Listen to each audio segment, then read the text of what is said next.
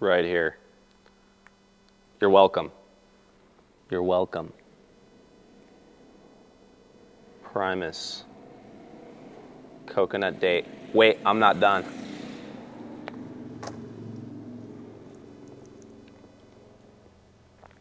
Mandatory.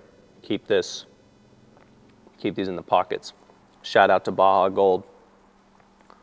And we're gonna do a little bit of sprinkle. Sprinkle of salt.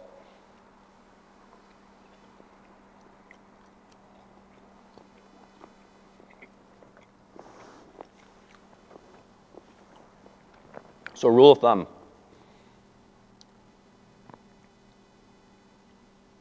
Take an hour session. Not just lifting. Let's go, we'll go HYROX. Conditioning, running. You can be doing cyclical machines, mixed modal, CrossFit, sustained work, maybe a little bit of intensity in there as well. You want to look at having a minimum of 20 grams for males, 20 to 30 grams, and then 15 to 20 for females going into a session. You want that to be a quick carb. You want that to be fast fuel, which Primus is clutch for that. Anything else of a fast digesting carb, and you just want to have that in the bank. Are you going to tap in and use that? Not necessarily, but it's good to have that in the blood so that if you have to tap into these reserves, we have a fast fuel source available. And then once you burn through that, you'll be able to tap into the reserves that you already have stored.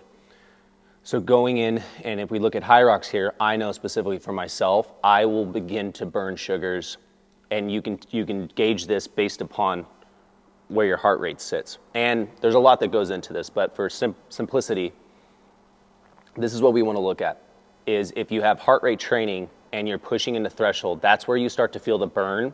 You start to feel the lactic acid build up.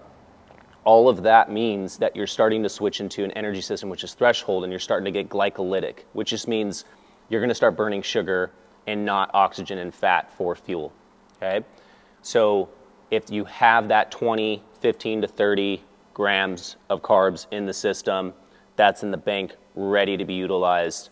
And then the whole goal is to be staying under that threshold for as long as you can, but eventually you're going to start tapping, specifically too if you're racing, right? Adrenaline's up, you want to do well, you're going to be contracting harder just because of the adrenaline and the excitement.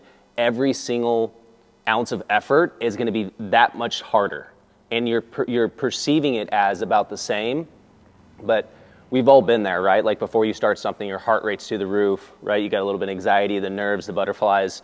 And most of the time we come out of the gates, we're a little too hot. So we know that we're going to be getting into this environment. So we want to have just a little bit of extra fuel than we typically would. Now, with that being said, is if you have that in the bank prior, great. You want to be salted up. So make sure that you're at least getting, I'll do a male-female difference. Males need 1,000 milligrams of sodium in the tank, for sure, prior to this.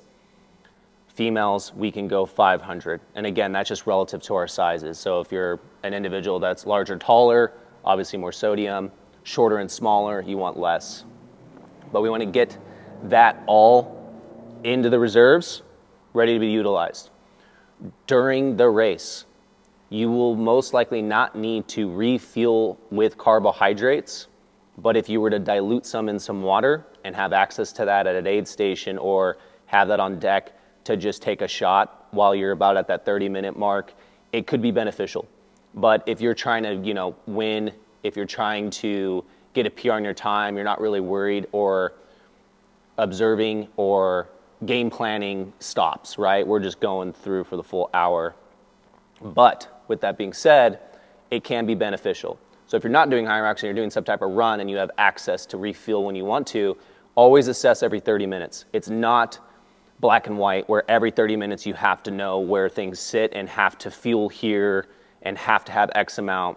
It doesn't work like that. You just become more intuitive in understanding, okay, about a half hour and I'm feeling good, 45-minute. And then once you hit the hour mark, that's when we need to start having a game plan.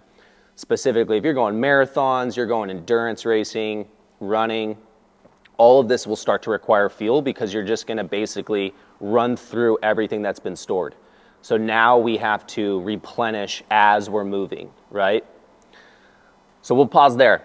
These are just little nuggets I want to sprinkle in as we do the day in the lives and building the brands, but a lot of this is around some education, and hopefully you get some information that you can take home if you happen to catch this video. Do it, guys. Gotta get that content. Let's post our times. As long as we're in the turf. Squeeze in, boys. Suck in those guts. One, two, three. You do different pose. You have them be dicks. 1, 2, 3. All right, check.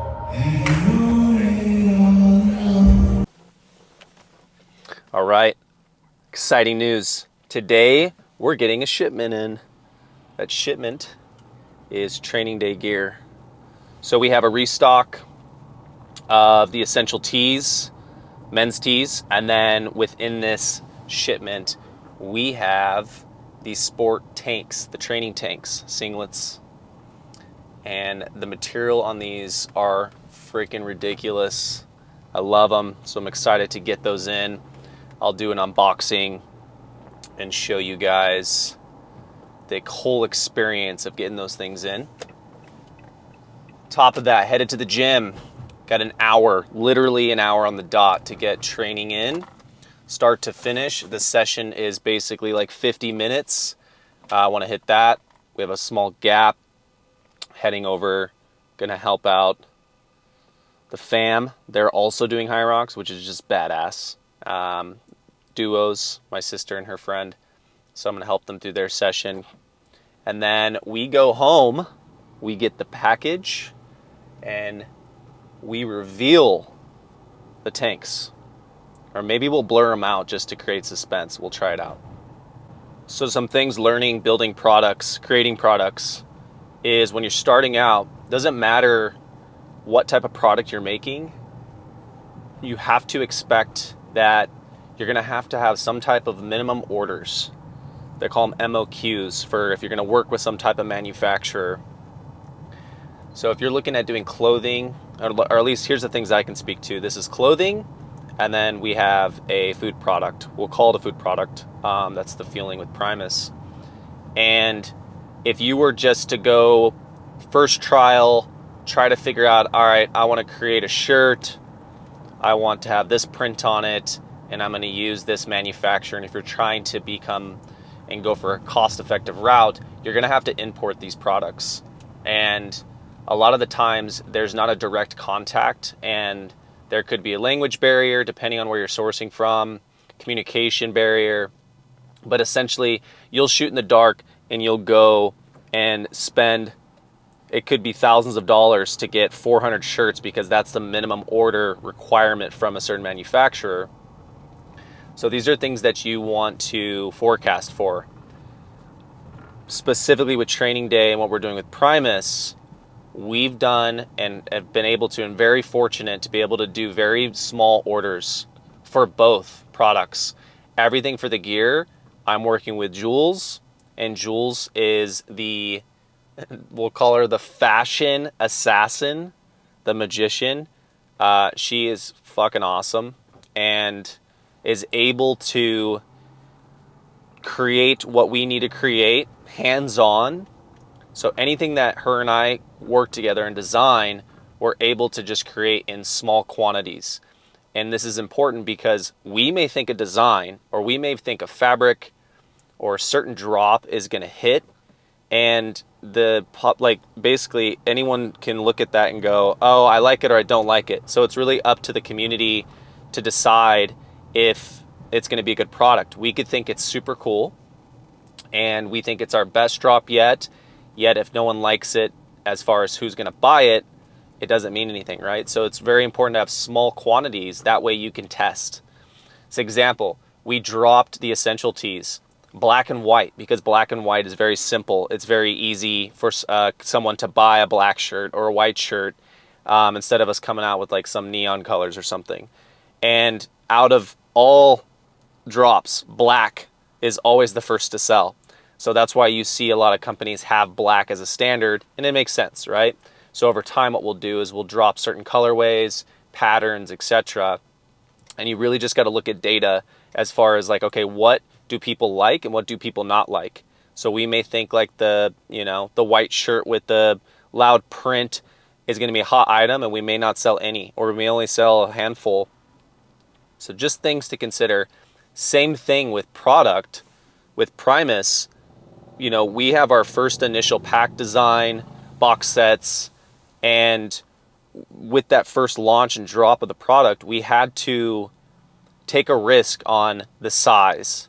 They had to take a risk on the serving amount, take a risk on all these things, and we weren't going to get any feedback until we actually had people try the product. We had to get the product in hand to understand if the community even likes it.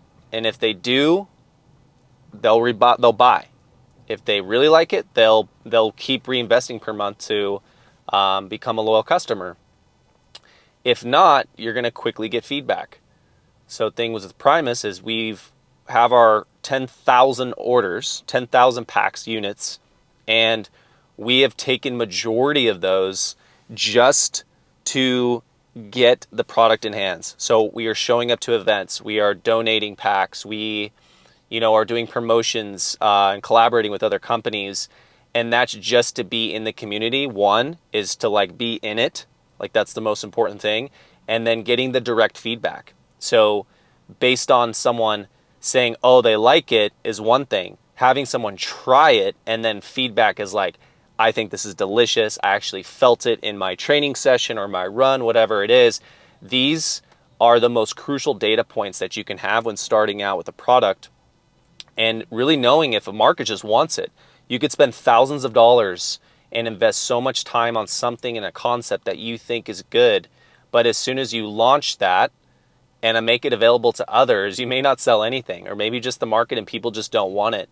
So all this to say is if you have access to small quantities and you can get things moving and moving the needle on a small investments at a time, absolutely go that route. If you think you have the coolest idea but haven't tested it, you have no idea what you're doing until you actually have clear data. All right, check. We're gonna try this again. Maybe again after I trip over the chalk bucket.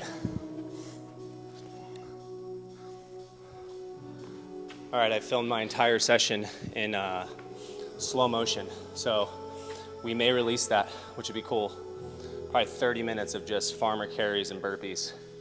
Recap on the training session: 10-minute block of rowing, short recovery, watching the heart rate get down into like the 140s, 130s, into one time through 100-meter farmer carry, 80-meter burpee, 50 wall balls. After that, small recovery, get your heart rate to come back down a little bit again. Ski erg, 10-minute block, let your heart rate come down again, and then you're back at the farmer carries, burpees, and wall balls. For the rows, changed up the scheme. It's supposed to be ramp up for 5 minutes and then sustain for 3, come down for 2. I ramped up for 5 on the rower, went straight into my 1K pace for the race, did about 1,500 meters at that, which is about a 1:45, and then coasted down for about a minute, short recovery, waited till the top of the next minute, hit my first round, kettlebells unbroken, burpee cadence was good, wall ball did 15, 15, 20, short recovery, went over to the ski erg, basically out of the gates just went for my 1K pace. I'm probably gonna be like mid 150s, low 150s, and there I can stay in control. Contractions are fairly light. My heart rate drops, so it allows me to make sure I can punch on the next run. Came in, it's about the same time for my carries, burpees, and wall balls. Same set on the wall balls.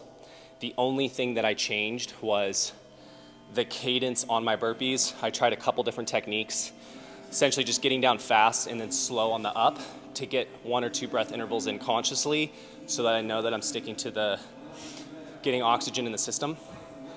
And all in all, it was a solid session. It's a win, and that's a wrap. Peace.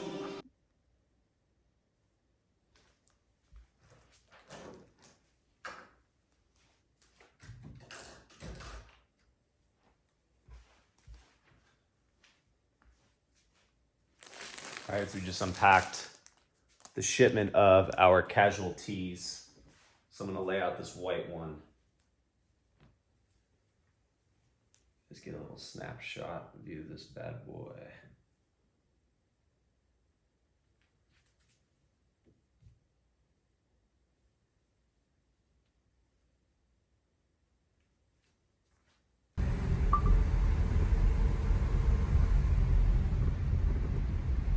HYROX Anaheim, we're here.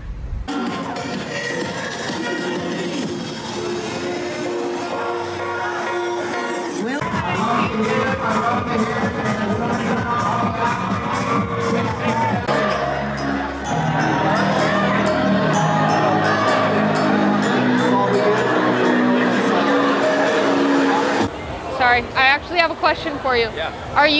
When are you racing? 5:10. 5:10. Have you fueled for your race yet? Fueled? Yes, because I'm going around making sure everyone's fueled for the race, handing out Primus. It's a holistic alternative to a runner's fuel. Okay. So it's going to give you those fast burning carbs and then also the electrolytes. It's honey and salt. Okay. Awesome. Thank you so much. Try it out. Yeah. Appreciate it. Have a good race. Yes, thank you. These guys here, what are your names? Josh Arcia. Adrian Morales. Where do you stash your Primus? Let me take you a tour here. Yeah, right in the bottom. Right there, folks. Primus. All right. All right. What's the time we're getting today? Sub 1 hour. Sub 1 hour. Shooting for sub Fucking 1. A. Let's go. Let's go, boys. Boom. Cool. That's good. Really good. Best, best pre-workout in the world. Right here is the standard runner's warm-up. Couple leg kicks. There's this one. They do this scoop thing. We don't know if that works, but we're doing it today.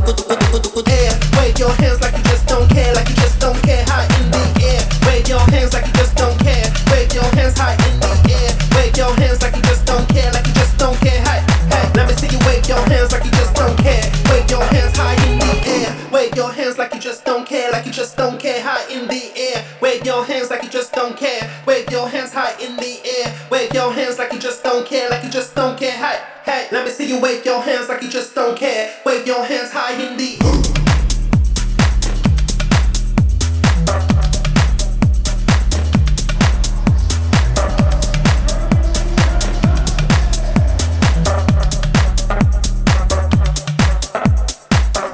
Wave your hair.